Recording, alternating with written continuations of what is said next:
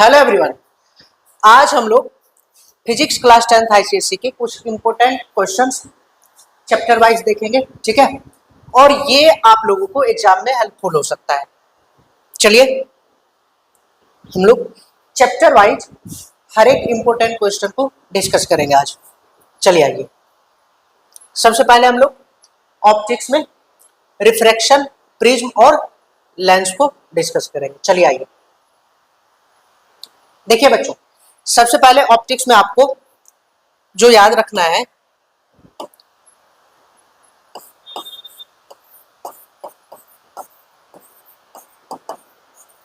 Refraction,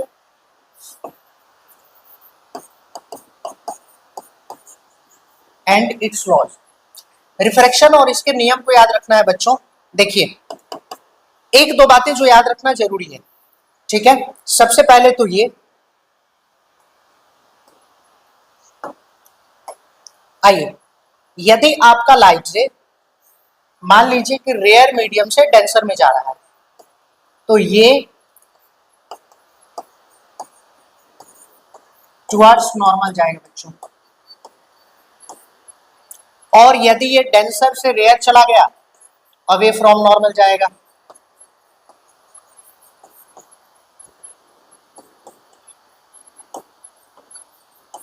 और यदि कोई लाइट रे परपेंडिकुलर किसी मीडियम पे इंसिडेंस हो रहा है, जैसे मान लीजिए मीडियम ऊपर रेयर है, नीचे डेंसर है, सपोज कर लो आप, और एक लाइट रे मान लीजिए जो स्ट्रेट पाथ में चल के आ रहा है, तो फिर इस कंडीशन में एंगल ऑफ इंसिडेंस इक्वल होगा एंगल ऑफ रिफ्रैक्शन के। बाकी इस दोनों ही कंडीशन में बच्चों angle of incidence angle of refraction के इक्वल नहीं होगा। ये बात आपको याद रखना पड़ेगा, लेकिन इस कंडीशन में ऐसा रहेगा, आपको ध्यान में रखना पड़ेगा।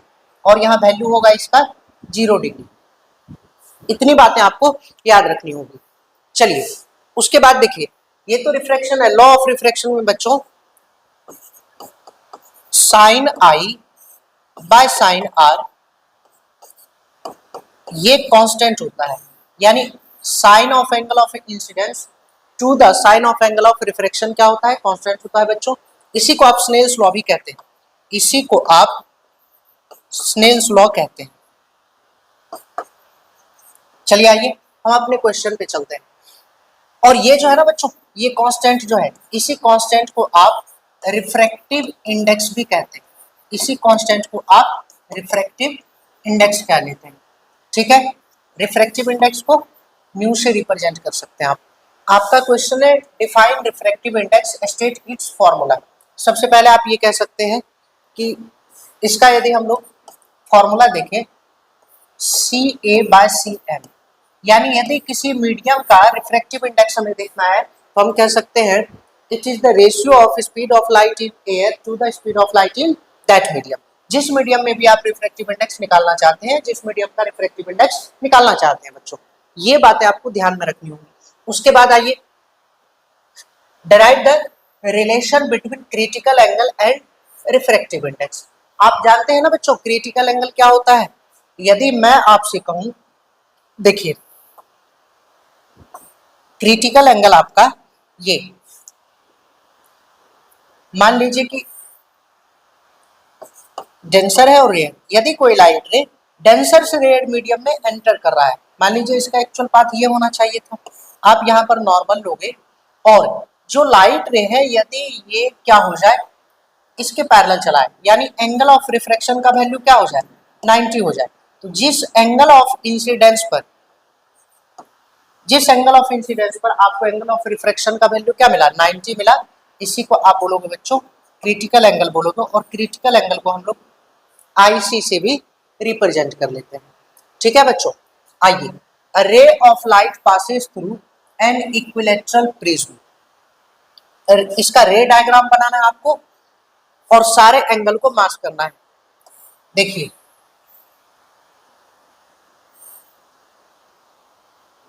इक्विलैटरल प्रिज्म है तो 60-60 के रहेंगे सारे के सारे। ठीक है, आइए एक बात आपको, अच्छा इसमें ये चीज है बच्चों ना, रिलेशन लिखना है क्रिटिकल एंगल और इसके बीच। ठीक है, तो आप refractive index equal to 1 by sine IC लिख सकते हैं बच्चों, ठीक है। रिफ्रैक्टिव, और ये IC क्या है, ये IC आपका क्रिटिकल एंगल है, आप जानते हैं। चलिए देखिए, उसके बाद टोटल इंटरनल रिफ्लेक्शन समझिए। टोटल इंटरनल रिफ्लेक्शन में क्या होता है कि लाइट रे जिस मीडियम में गया उसी मीडियम में क्या होता है बच्चों, वापस आ जाता है। यदि मैं कुछ बताना चाहूँ आपको यहाँ पर, तो आप देखो TIR में क्या होता है, जो ध्यान रखने, मान लीजिए एक लाइट रे है जो यहां से चला और इसको इस पाथ में जाना था। एक मिनट बच्चों,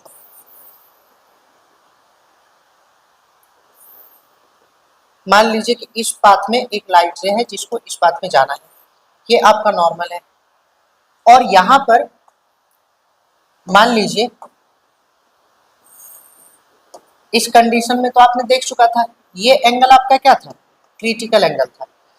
एक बात बताइए, यदि एंगल ऑफ इंसिडेंस को बढ़ा दिया जाए मतलब क्रिटिकल एंगल से भी बड़ा कर दिया जाए, सपोज कीजिए लाइट से अब आपका यहां से चलना था, तो एंगल ऑफ रिफ्रैक्शन का वैल्यू 90 से भी क्या होगा, ज्यादा होगा। 90 से ज्यादा होने का मतलब है कि जिस मीडियम में लाइट रे गया था उसी मीडियम में वापस आ जाएगा। तो यहाँ पर क्या हुआ बच्चों, TIR, यानी यही है आपका टोटल इंटरनल रिफ्लेक्शन। देखिए, इसके लिए कभी कभी कंडीशन पूछ दिया जाता है, दो कंडीशन। सबसे पहला तो आपको ये कह देना है कि लाइट रे आपका डेंसर से रेयर जाना चाहिए, और दूसरा जो कंडीशन है ना बच्चों, angle of incidence is greater than the critical angle, यानी एंगल ऑफ इंसिडेंस का वैल्यू क्या होना चाहिए, क्रिटिकल एंगल से बड़ा होना चाहिए। तो ये बातें आपको ध्यान रखनी है। अब आइए हम लोग नेक्स्ट टॉपिक पे चलते हैं, ठीक है। देखिए, ये हमारा refraction through lens, state the lens formula and magnification formula proper sign convention.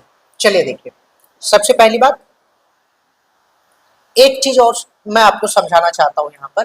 देखिए, जैसे बात एक टर्म यहाँ पर साइन कन्वेंशन आ रहा है, यदि आप ध्यान देखें तो वैसे मैं पहले लेंस फॉर्मूला लिख देता हूं आपको। लेंस फॉर्मूला की बात करते हैं, ये हमारा क्या हो जाएगा, 1 by F equal to 1 by V minus 1 by U. ये बातें आपको ध्यान में रखनी है। अच्छा, इसको यदि हम सिंप्लीफाई करें तो एफ इक्वल टू डायरेक्ट बच्चों हमारे पास फॉर्मूला मिल सकता है u into V by U minus B.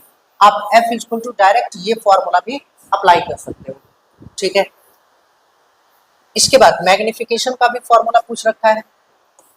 Magnification वैसे बच्चों ये तो होता है height of image by height of object, लेकिन यदि आप गौर करें m बराबर v बाय यू, v यहाँ पर आपका क्या है, image distance from the optical centre of the lens, and u है object distance from the optical centre of the lens.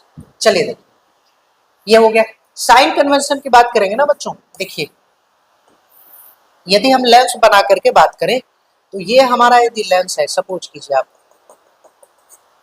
यहां से एक लाइन ड्रॉ करेंगे, यदि ये ऑप्टिकल सेंटर कहते हैं तो इसको एज अ ओरिजिन ट्रीट कीजिए। इस तरफ के सारे डिस्टेंस क्या होंगे, पॉजिटिव होंगे, और इस तरफ के सारे डिस्टेंस निगेटिव होंगे। वैसे इसका फोकल लेंथ यदि पूछा जाए बच्चों, लेंस में तो दो फोकल लेंथ होंगे, तो दो फोकस पॉइंट होगा, तो फोकल लेंथ भी क्या होंगे, दो होंगे।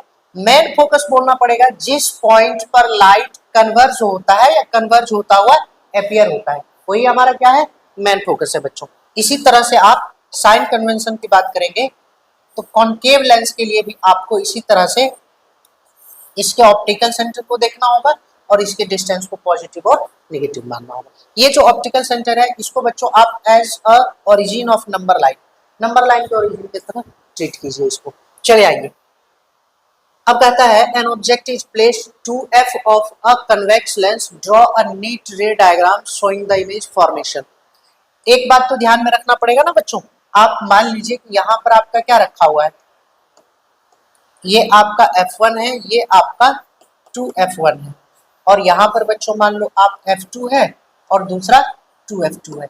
यदि इसके कंडीशन आपको याद नहीं होंगे तो देखिए, यदि किसी ऑब्जेक्ट को आप 2F1 पर रखते हैं तो इसका इमेज बच्चों सेम साइज का बनेगा और कहाँ बनेगा, 2F2 पर बनेगा। ठीक है, आप इमेज इसका बनाने के लिए, डायग्राम ड्रॉ करने के लिए बच्चों हमेशा शार्प पेंसिल का और स्केल का यूज कीजिएगा। ठीक है, पेन से डायग्राम नहीं बनाना है आप लोगों को। नोमरिकल्स के लिए हमारे पास है, नेक्स्ट पेज में हम लोगों ने कुछ नोमरिकल्स ले रखा है, वहां पर हम लोग इसको देखेंगे। ठीक है, अभी आगे बढ़ते हैं, चलिए।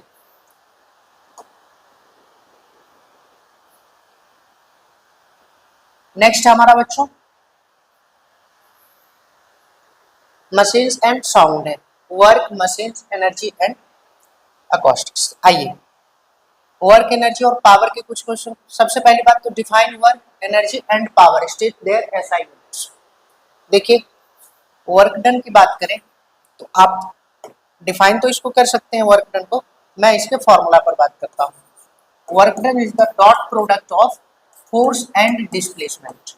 समझे बच्चों, यानी वर्क डन आपका हो सकता है W इक्वल टू, आप लिखेंगे तो आपको लिखना पड़ेगा Fs cos थीटा। ये बातें आपको ध्यान में रखनी। इस तरह से एनर्जी की बात करोगे तो एनर्जी क्या होगा, हाफ mv²। वैसे एनर्जी में हम बता दें बच्चों, हम लोग जनरली इस चैप्टर में मैकेनिकल एनर्जी को पढ़ने वाले हैं। ठीक है, और मैकेनिकल एनर्जी के दो फॉर्म, पोटेंशियल और काइनेटिक एनर्जी को पढ़ने वाले हैं। तो जब बच्चों पोटेंशियल एनर्जी की बात होगी तो ये mgh होगा और काइनेटिक एनर्जी हाफ mv² होगा। वैसे पोटेंशियल एनर्जी की बात करें तो ये आपके बुक में दो तरह के दे रखे हैं, एक ग्रेविटेशनल पोटेंशियल एनर्जी है,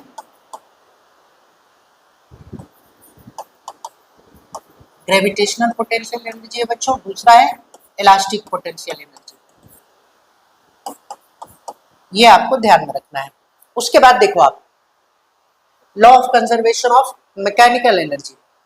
देखिए बच्चों, यदि मैकेनिकल एनर्जी की बात करो तो ये हमेशा potential energy plus kinetic energy के सम के बराबर होता है।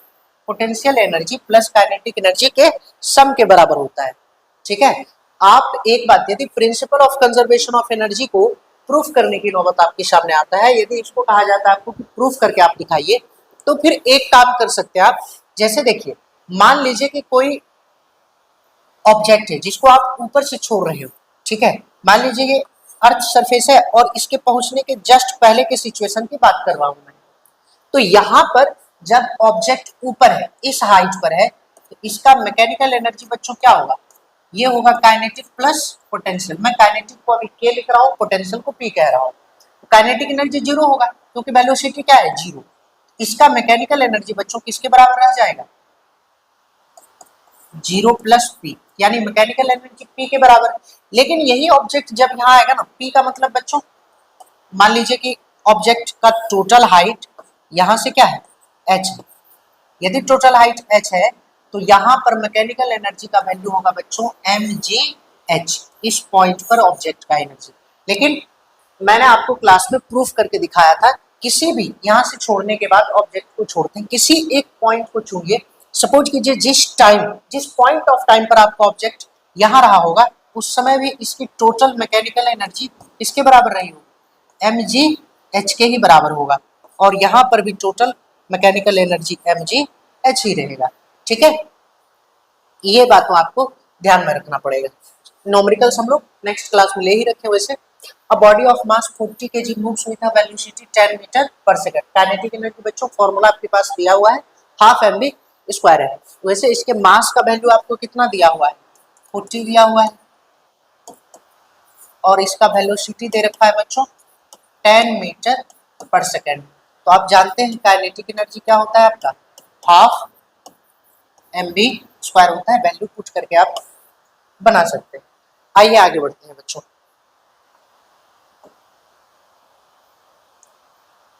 चलिए, मशीन्स एंड पुली की बात करते हैं हम लोग। इसमें हमारा सबसे पहले mechanical advantage, velocity ratio, efficiency of machine, इस सभी चीजों को क्या करना है, प्रूफ भी करना है, डिफाइन करना है, और फॉर्मूला भी इसका देखना है। देखिए, यदि आप मैकेनिकल एडवांटेज की बात करते हैं। मैकेनिकल एडवांटेज आपका ये होता है लोड बाय एफर्ट के बराबर।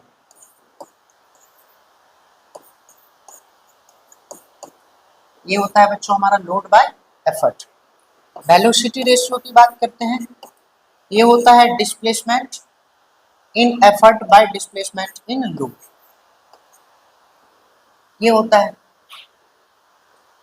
अब आइए बचा हुआ है इफिशियंसी। तो इफिशियंसी बच्चों हम लोग ईटा से डिनोट करते हैं। ये हमारा होता है mechanical advantage by velocity ratio. ये किसका फॉर्मूला है बच्चों? इफिशियंसी का है। तो इसमें आप रिलेशन भी, जब तीनों के रिलेशन की बात आएगी तो इफिशियंसी जो है आपका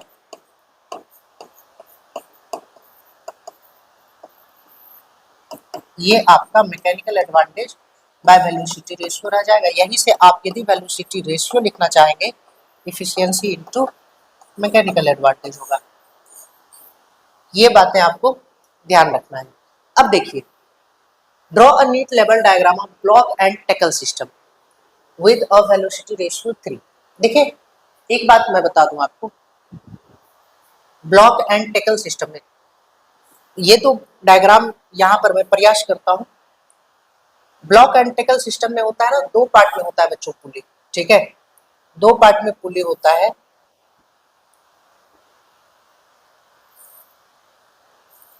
कुछ इस तरह का मान लीजिए, एक तो होता है नीचे मूवेबल पार्ट होता है और एक फिक्स होता है। एक मूवेबल पार्ट होता है, एक फिक्स होता है, ठीक है। वैसे मैं आपको एक्सप्लेन कर देता हूँ, ये समझे। तो इसका जो नंबर ऑफ मूवेबल पुली होता है ना बच्चों, नंबर ऑफ मूवेबल पुली जो होता है ब्लॉक एंड टैकल सिस्टम में, ये इसके वेलोसिटी रेशियो और मैकेनिकल एडवांटेज को उस पर डिपेंड करता है। मैकेनिकल एडवांटेज कितना होगा और वेलोसिटी रेशियो इसका कितना होगा। न्यूमेरिकल्स इसका भी हमारे पास है, नेक्स्ट पीडीएफ, नेक्स्ट पीपीटी होगा न्यूमेरिकल्स का, हम लोग वहां पर इसको करेंगे। चलिए आइए,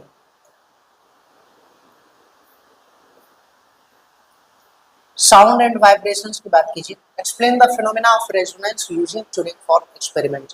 देखिए जब हाँ, फोर्स्ड वाइब्रेशन, जो हम फोर्स वाइब्रेशन है बच्चों, उसमें तो हम पीरियोडिकली क्या करते हैं, फोर्स अप्लाई करते हैं उसको करवाने के लिए। तो फोर्स्ड वाइब्रेशन जो है ना, यदि नेचुरल फ्रीक्वेंसी के बराबर हो जाए, ये रेजोनेंस होने का कंडीशन, रेजोनेंस होने का क्या है, ये कंडीशन है, ठीक है। इको की बात कीजिए, ये रिफ्लेक्शन ऑफ साउंड है, ऐसे साउंड जो रिफ्लेक्ट करके हमें क्लियरली सुनाई पड़े। एक बात ध्यान रखें, इको के लिए मिनिमम डिस्टेंस जो है हमारा कितना होगा, ये यदि इको की बात करते हैं तो मिनिमम डिस्टेंस हमारा होगा 17 मीटर, ठीक है। ये बातें आपको ध्यान में रखनी होगी। उसके बाद देखिए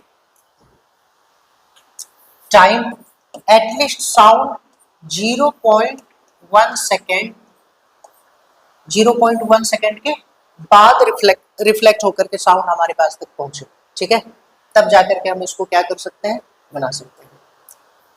यानी इको सुनने का कंडीशन ये है ना, जहां से मान लीजिए कि सोर्स ऑफ साउंड है और जिस ऑब्जेक्ट से साउंड वापस आने वाला है टकरा करके, इसके बीच की सोर्स ऑफ साउंड और ऑब्स्टेकल के बीच का डिस्टेंस कितना होना चाहिए, एटलीस्ट 17 मीटर होना चाहिए बच्चों।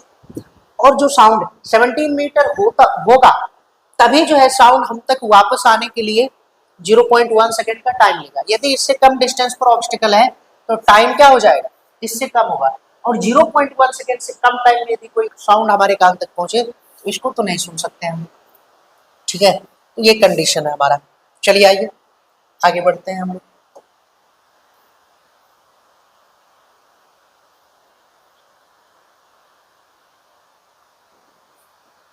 आइए ओम्स लॉ की बात करते हैं बच्चों। देखिए यदि इसकी बात करेंगे तो V इक्वल टू क्या है बच्चों, आई आर। यदि इनके स्टेटमेंट की बात करते हैं तो कहना है कि भी डायरेक्टली प्रोपोर्शनल है किसके, आई के, यानी किसी कंडक्टर के एंड्स का पोटेंशियल डिफरेंस डायरेक्टली प्रोपोर्शनल होता है किसके, इलेक्ट्रिक करंट के। यानी पोटेंशियल डिफरेंस पीडी का वैल्यू जितना ज्यादा होगा करंट का वैल्यू उतना ही ज्यादा होगा कंडक्टर में। इसी के बदले बच्चों हम लोग जब भी इस सिंबल को हटाएंगे, इक्वल साइन लाएंगे, तो कोई ना कोई क्या आएगा, एक कांस्टेंट टर्म आएगा। यही टर्म हमारा कांस्टेंट है और इसी को रेसिस्टेंस बोलते हैं। उसके बाद ये कहता है कि ओमिक कंडक्टर, ओमिक कंडक्टर के लिए भी आई ग्राफ देखिए। यदि मान लीजिए इलेक्ट्रिक करंट को आप एम्पियर में ले रहे हैं और वोल्टेज को वोल्ट में ले रहे हैं, तो इसका ग्राफ जो होगा इस तरह का स्ट्रेट लाइन ग्राफ होगा बच्चों, ठीक है। और ये स्लोप जो है, स्लोप किसको बताएगा, यह स्लोप ही रेसिस्टेंस को बताएगा, क्योंकि स्लोप का फॉर्मूला क्या होता है, Y axis by X axis, यानी v बाय आई होगा, है ना। ये बातें आपको ध्यान में रखना है। यहाँ पर ये टर्म कह रहा है ओमिक कंडक्टर। बच्चों ऐसे कंडक्टर जो ओम्स लॉ को क्या करता है, फॉलो करता है। सारे कंडक्टर ओम्स लॉ को फॉलो नहीं करते हैं, इस बात को आप ध्यान रखिएगा। तब फिर उसका जो है स्ट्रेट लाइन नहीं होगा। यदि नॉन ओमिक कंडक्टर होगा तो उसका ग्राफ क्या होगा, स्ट्रेट लाइन ना होगा, कर्व लाइन होगा, ठीक है। आइए derive और state the formula to find the equivalent resistance or resistors connected in series and parallel। देखिए बच्चों, सबसे पहली बात, यदि आप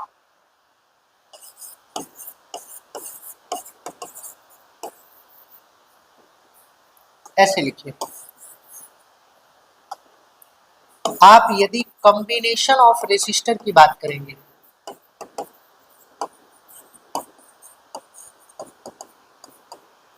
तो दो तरीके हमारे पास होगा, एक सीरीज होगा और दूसरा पैरेलल होगा। सीरीज आरएस लिख देता हूँ, पैरेलल के लिए मैं आरपी लिखता हूँ। सीरीज में बच्चों क्या होगा ना, करंट हमारा सेम रहेगा और पोटेंशियल डिफरेंस क्या होगा, अलग अलग होगा, ठीक है।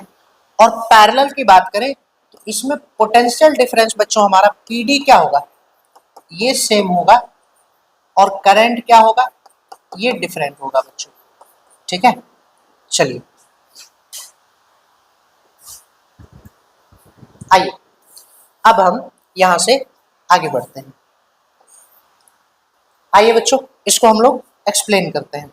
चलिए देखिए, दोनों को बारी बारी से कर लेते हैं। पहले हम लोग सीरीज कॉम्बिनेशन करते हैं, फिर पैरेलल कॉम्बिनेशन कर लेते हैं। चलिए देखिए,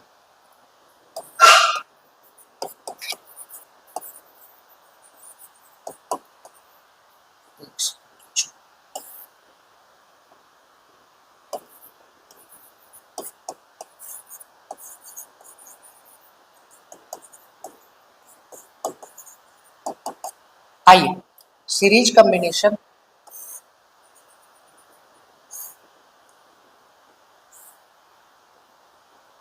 मान लीजिए अलग अलग रेसिस्टर लगा हुआ है। सपोज करो बच्चों यहाँ से करंट एंटर किया, यदि इस रेसिस्टर का रेसिस्टेंस R1 है, इस रेसिस्टर का रेसिस्टेंस R2 है और इस रेसिस्टर का रेसिस्टेंस R3 है, करंट तो सब में बच्चों सेम जाएगा, आई। लेकिन जो बदल जाने वाला है ना बच्चों, यदि वोल्ट मीटर हम लगाते हैं तो इसके बीच का वोल्टेज V1 बताएगा, इसके बीच का वोल्टेज V2 बताएगा और इसके बीच का वोल्टेज हमें V3 मालूम करने वाला है। यानी इसका मतलब ये हुआ बच्चों, इसका मतलब ये हुआ कि हर एक रेसिस्टर से सेम करंट फ्लो होगा, लेकिन इसके बीच का पोटेंशियल क्या होगा, अलग अलग होगा। तो मान लीजिए टोटल वोल्टेज भी है, जो सोर्स है उसका वोल्टेज मान लीजिए बी है, B is equal to V1 plus V2 plus V3 करोगे आप तो V इज इक्वल टू क्या हो जाएगा, I इंटू आर। मान लीजिए टोटल करंट I है और इक्विवेलेंट रेसिस्टेंस, क्योंकि सीरीज में है बच्चों तो टोटल रेसिस्टेंस RS मान लेता हूँ और VI को लिखूंगा मैं I is equal to R1 plus I is equal to R2 plus I is equal to R3, क्योंकि V3 के लिए V2 के लिए R1 R2 और R3 के लिए करंट क्या है, सेम है। यदि कॉमन लेते हैं हम लोग, यहां से करंट को कॉमन लेंगे तो करंट करंट क्या हो जाएगा बच्चों, कैंसिल होगा। RS इक्वल टू रह जाएगा हमारे पास R1 plus R2 plus R3।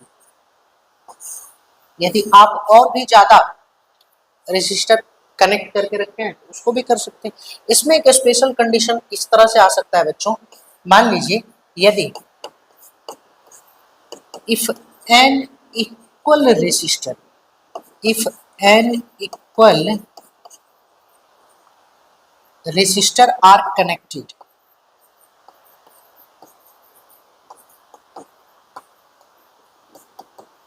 मान लीजिए यदि n इक्वल रेसिस्टर सीरीज में कनेक्ट किया हुआ है ना बच्चों, तो equivalent resistance n into R के इक्वल, मान लीजिए हर एक रेसिस्टर का रेसिस्टेंस स्मॉल आर के बराबर है, n इंटू स्मॉल आर ले लेंगे।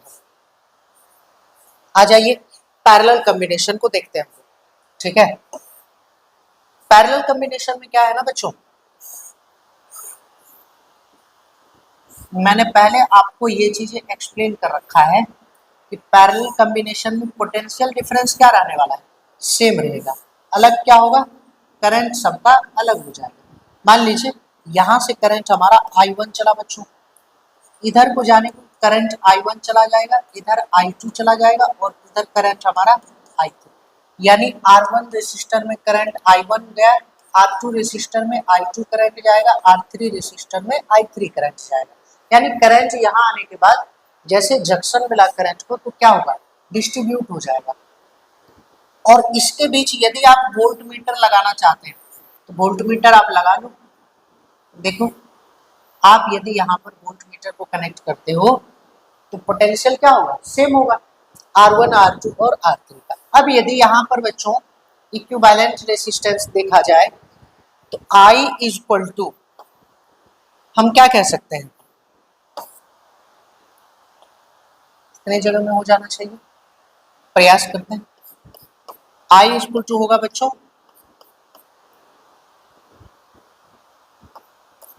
I1 plus I2 plus I3। मान लीजिए तो I क्या होता है बच्चों, V बाय R, चूंकि टोटल रेसिस्टेंस RP मान लेते हैं तो यहां पर होगा V बाय R1, क्योंकि पोटेंशियल तो R1 के लिए V ही है, R2 के लिए भी पोटेंशियल V है, तो इसीलिए I2 की जगह क्या हो जाएगा, V बाय R2 और I3 के लिए V बाय R3। फाइनली हम V को क्या करेंगे, कॉमन लेंगे और कैंसिल आउट होने के बाद हमारे पास बच जाएगा बच्चों ये, यहां पर आ जाएगा ये, हाँ हाँ, तो ये 1 बाय RP इक्वल टू रह जाएगा बच्चों। चलिए मैं यहीं पर लिख लेता हूं, 1 बाय RP इक्वल टू रह जाएगा हमारे पास 1 by R1 plus 1 by R2 plus 1 by R3। ये बातें आपको ध्यान में रखना होगा, ये इक्विवेलेंट रेसिस्टेंस है। अच्छा इसमें भी कुछ स्पेशल केस को देख लेते हैं, ठीक है। मैं यहाँ पर इसको लिख देता हूँ, मान लीजिए यदि यहाँ पर बोलूं इफ एन इक्वल रेसिस्टर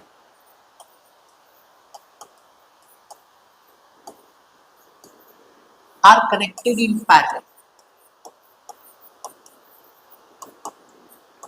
यदि मान लीजिए एन इक्वल रेसिस्टर, मान लीजिए हर एक का रेसिस्टेंस स्मॉल आर है, तो इक्विवेलेंट रेसिस्टेंस आर की इक्वल टू हो जाएगा ना बच्चों, आपको आर बाय एन हो जाएगा। ये एक बात हुई। इसमें एक और केस आप देख लीजिए, ठीक है, वो क्या, if only two resistor are connected in parallel,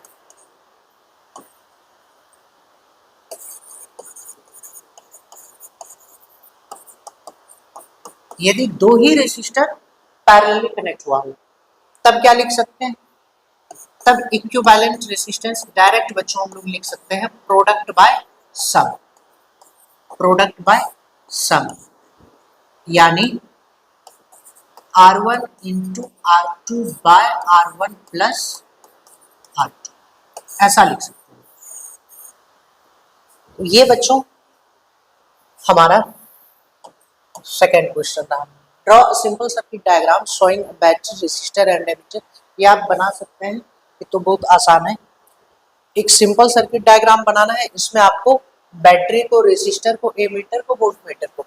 बात बच्चों हमेशा ध्यान में रखिएगा, ए मीटर और वोल्ट मीटर। ए मीटर आप हमेशा सीरीज में कनेक्ट करोगे और वोल्ट मीटर हमेशा पैरेलल कनेक्ट करोगे। और एक तो बात ध्यान रखना है, इसके पोलैरिटी का ध्यान रखना है। पोलैरिटी का ध्यान रखने का मतलब हुआ, जैसे ए मीटर आप लगा रहे हो और यहाँ पर मान लीजिए सेल है आपका, ठीक है, बैटरी, करंट तो इस डायरेक्शन में जाएगा। यदि यहाँ पर आप ए मीटर लगा रखे हो तो यहाँ पर प्लस और यहाँ पर माइनस, आपको ये दिखा देना होगा। मतलब कहने का ये हुआ कि ए मीटर के पॉजिटिव टर्मिनल से करंट एंटर करे और इसके नेगेटिव टर्मिनल से करंट एग्जिट करे बाहर। वोल्ट मीटर में भी इसी तरह से पोलैरिटी का ध्यान रखना है आपको। ए मीटर सीरीज में लगाना है, वोल्ट मीटर पैरेलल। चलिए आगे बढ़ते हैं।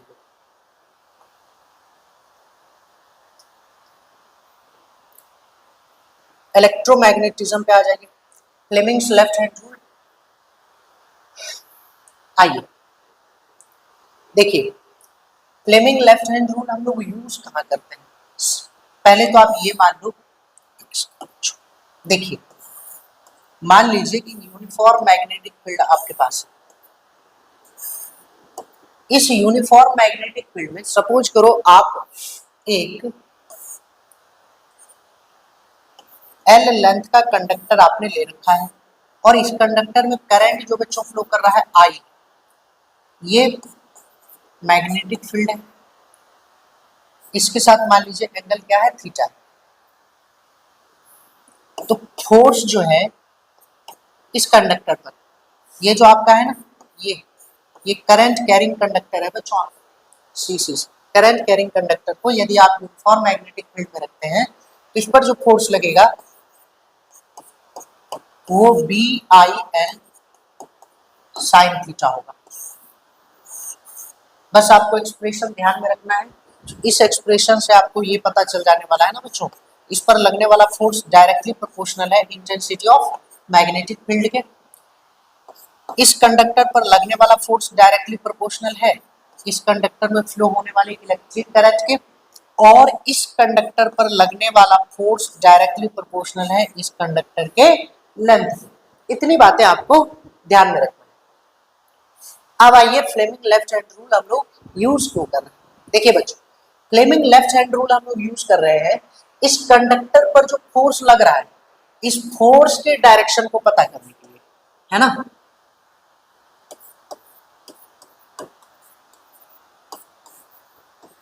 To find the direction of force। चलिए, फोर्स के डायरेक्शन को पता करने के लिए बच्चों हम लोग फ्लेमिंग लेफ्ट हैंड रूल, देखिए इस तरह से यदि हम लोग यूज करते हैं, ये हमारा जो है फिंगर हमेशा किसको बताएगा, ये मैग्नेटिक फील्ड के डायरेक्शन को बताएगा। ये हमारा मिडिल फिंगर है, ये किसको बताने वाला है, इलेक्ट्रिक करंट को। और अंगूठा जो है बच्चों, थंब हमारा, ये फोर्स को बताने वाला है। अब आप गौर से देखो, ठीक है, ये और ये देखिए तो ये एक दूसरे के क्या है, परपेंडिकुलर है।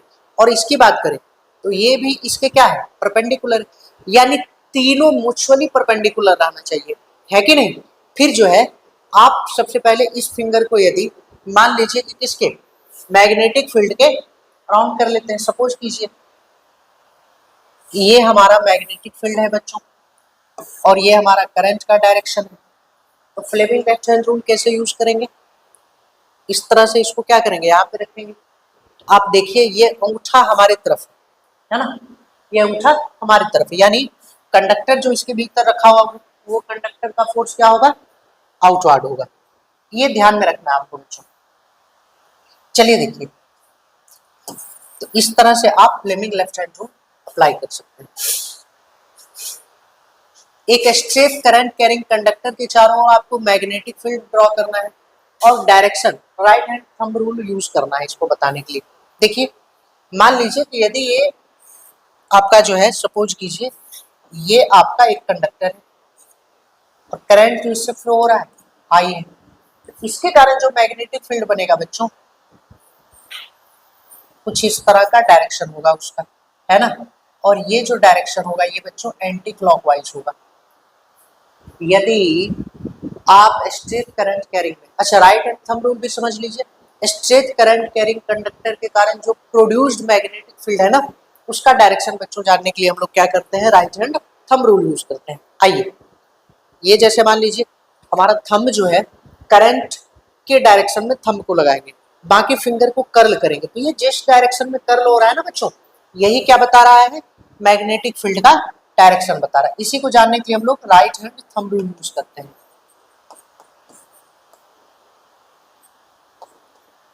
राइट हैंड थंब रूल, इसमें जो है थंब जो है क्या करता है हमारा, ये करंट के डायरेक्शन को बताता है, इसको बताता है करंट का डायरेक्शन। अच्छा, इसके कारण जो मैग्नेटिक फील्ड है बच्चों, दो तीन बातों पर डिपेंड करता है। ये magnetic field intensity of electric current पे डिपेंड करता है, ठीक है। और दूसरी बात है बी का डायरेक्शन भी, बी का डायरेक्शन भी बच्चों इलेक्ट्रिक करंट के डायरेक्शन पे डिपेंड करता है। यानी यदि आप करंट का डायरेक्शन बदलेंगे तो मैग्नेटिक फील्ड का भी डायरेक्शन क्या होगा, चेंज हो जाएगा, ठीक है। चलिए, अब कहता है explain the working principle of DC motor, what is the function of the split ring commutator. ये बच्चों क्वेश्चन को नहीं पूछता है जनरली बोर्ड में, ठीक है। चलिए, फिर भी यदि डीसी मोटर की बात है, ईएमआई आपको ध्यान में रख लीजिए, इलेक्ट्रोमैग्नेटिक इंडक्शन, है ना। ईएमआई यदि आपको याद है तो आप इसको एक्सप्लेन कर सकते हैं, ठीक है। चलिए आगे बढ़ते हैं।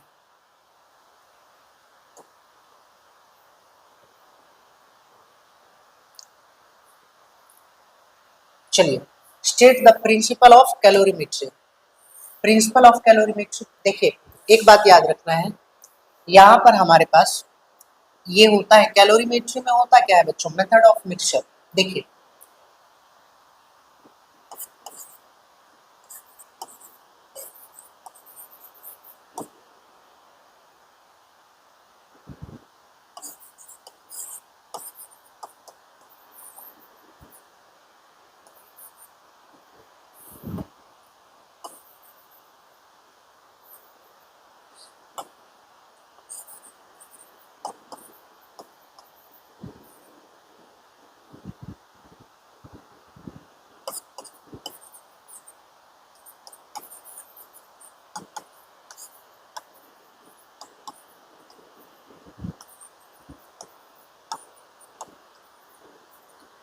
जो चीजें ध्यान में रखना है ना आपको इसमें, देखिए कैलोरीमीटर का काम क्या होता है ना, कैलोरीमीटर जो है बच्चों एक्सचेंज ऑफ हीट में हीट एनर्जी का वेस्ट नहीं, मतलब हीट एनर्जी को बाहर नहीं निकलने देता है, जो दो ऑब्जेक्ट है उसी के बीच। इसमें दो मिक्सचर मिला लीजिए, मान लीजिए कैलोरीमीटर एक, मान लीजिए कंटेनर है इस तरह का, इसमें कोई एक आप मान लीजिए कोल्ड बॉडी पहले से रखें, आइस मान लीजिए आपने रख दिया है, सपोज करो इसमें आपने क्या रख दिया है बच्चों, आइस रखा हुआ है, और इसमें आप क्या कीजिए, वाटर ऐड कर दीजिए।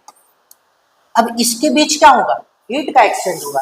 इसके बीच जो बच्चों हीट का एक्सचेंज होगा ना, तो उस हीट के एक्सचेंज में कोई हीट हमारा लॉस नहीं करेगा। अब लॉस नहीं होगा तो मिक्सचर जो बनेगा, यह जो बच्चों मिक्सचर बनेगा, तो इस मिक्सचर का टेम्परेचर, इसी को हम लोग जानने के लिए प्रिंसिपल ऑफ कैलोरीमीटर यूज करते हैं। अब lose heat by hot body, यानी यहां पर कह सकते हैं heat lost by water is equal to heat gained by ice, ये डायरेक्ट लिख सकते हैं हम लोग, ठीक है। चलिए आइए, अच्छा हीट एनर्जी का formula mc delta T,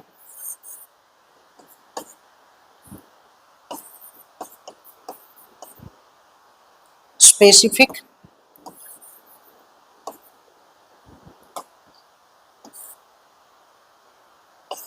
coefficient of specific heat है बच्चों।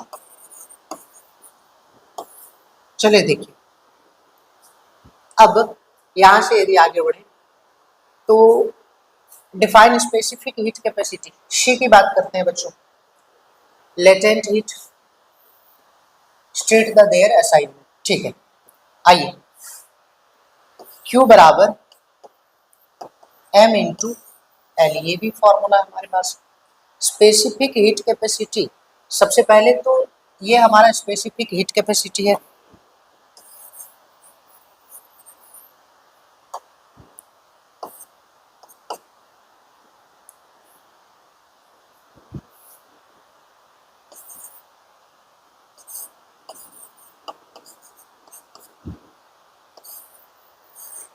C बराबर क्या हो जाएगा, Q by M into delta T. यदि इसके SI यूनिट की बात करें तो Q हमारा हीट एनर्जी है, जूल, मास ऊपर जाएगा पर केजी, ये चेंज इन टेम्परेचर है तो पर केजी। ये याद रखिए इसके SI यूनिट को। Q बराबर M इंटू एल है बच्चों। देखिए L यहाँ पर हमारा स्पेसिफिक लेटेंट हीट है, यानी L बराबर क्या लिख सकते हैं, Q बाय M, यानी केल्विन पर केजी, ये भी कह सकते हैं, डिग्री सेल्सियस पर केजी कह सकते हैं। ठीक है, चलिए देखिए हीट, स्पेसिफिक हीट कैपेसिटी की बात करते हैं और स्पेसिफिक लेटेंट हीट। एक थोड़ा सा आप ध्यान दे लो, लेटेंट हीट क्या होता है ना, एक्चुअली जैसे मान लीजिए लेटेंट हीट में वो हीट है जो ऑब्जेक्ट के टेम्परेचर में चेंज नहीं लाता है। लेटेंट हीट जो है बच्चों कहाँ यूज होता है, कहाँ खर्च होता है, ये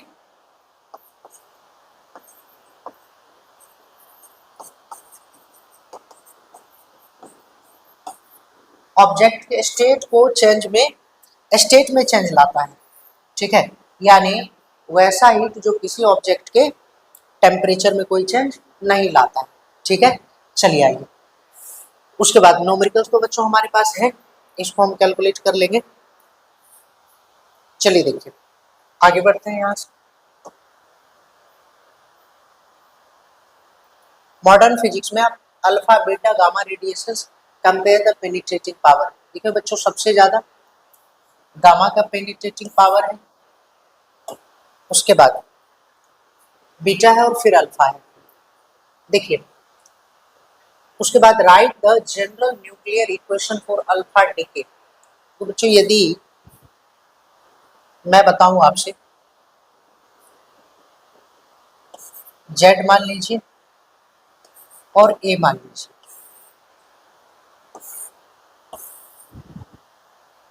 यदि बच्चों अल्फा एमिट होगा तो जेड टू क्या होगा, डिक्रीज होगा और मास में 4 डिक्रीज होगा। यदि एक बीटा एमिट होता है तो जेड में 1 इंक्रीज होगा और मास में कोई फर्क नहीं पड़ेगा। ठीक है, और यदि बच्चों गामा एमिट करता है तो दोनों में कोई फर्क नहीं पड़ने वाला है, ना ही एटॉमिक नंबर में ना ही एटॉमिक मास में। चलिए रेडियो आइसोटोप से बच्चों इसका यूज हम लोग करते हैं, जैसे C60 कोबाल्ट का बच्चों यूज कहाँ किया जाता है, कैंसर के ट्रीटमेंट में, कैंसर ट्रीटमेंट में इसका यूज करते हैं। ठीक है, और भी बहुत सारे रेडियो आइसोटोप्स के कहाँ इंडस्ट्रियल यूज भी होते हैं। ठीक है, चलिए ये हमारा थ्योरी का पार्ट रहा। अभी तक जो कुछ आपने देखा ये सब इम्पोर्टेंट है, एक बार आप इसे एग्जाम देने जाने से पहले जरूर इस चैप्टर को रिवाइज कर लेंगे। ठीक है बच्चों, आइए हम लोग नेक्स्ट वीडियो में कुछ न्यूमेरिकल्स के साथ मिलते हैं आपसे। हर एक इसी तरह से चैप्टर वाइज न्यूमेरिकल्स होगा, उसको हम लोग सॉल्व करेंगे।